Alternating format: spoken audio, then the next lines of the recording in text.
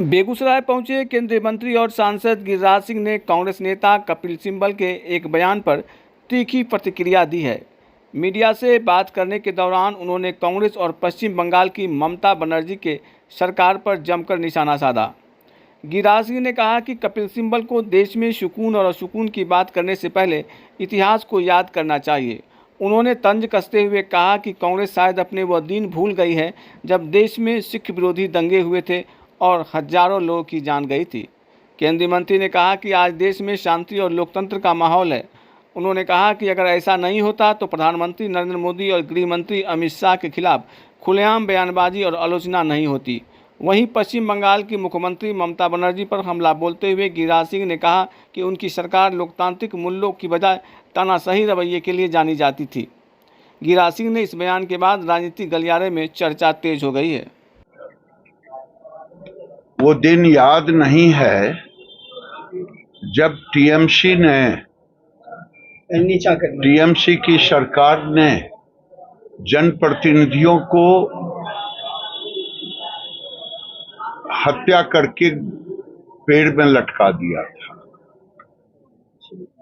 शायद कांग्रेस के लोग अपने दिन भूल गए जब देश में सिखों का नरसंहार हुआ था और जब कहा गया था बड़े नेता की ओर से जब बड़े पेड़ गिरते हैं तो धरती डोलती है। इसलिए चलनी दूसरे सूप को जिसमें सहस्त्र छेद अपने हो, ये गांव की कहावत है। कपिल सिब्बल उस पार्टी के नेता हैं जो हजारों सिख के मौत के गुनहगार पार्टी है कांग्रेस, उसके नेता है। इसलिए ऐसे शब्द का प्रयोग वो अपने ऊपर करें तो ज्यादा अच्छा होगा। देश में सुकून का माहौल है। अगर सुकून का माहौल नहीं होता तो मोदी जी को गालियां नहीं दी जाती। अमित शाह जी को सरेआम बंगाल के सड़कों पर से एक युवराज ने गालियां नहीं दिया होता। जब मोदी जी और अमित शाह को गालियां पड़ रहा था उस समय कांग्रेसियों का जुबान कहां चुप।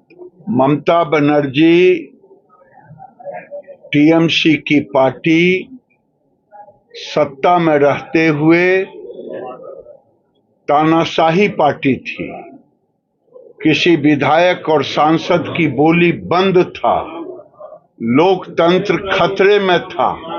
अब जब वो सत्ता में नहीं है, उनके विधायक अब उनके डर से भयमुक्त हो गया और कल्याण बनर्जी और अभिषेक बनर्जी दोनों ने नौटंकी की पराकाष्ठा की और जो पकड़ाया है वो टीएमसी के कार्यकर्ता ही है। पूर्व सारे संवैधानिक पदों के लोग हैं। किसी का पीए है, किसी का सीए है। ये खास साबित हुआ और टीवी में दिख रहा है कि नेता कैसे अपने से गिर रहे हैं। छोटी बड़ी हर खबर को देखने के लिए चैनल को लाइक, सब्सक्राइब और फॉलो करें।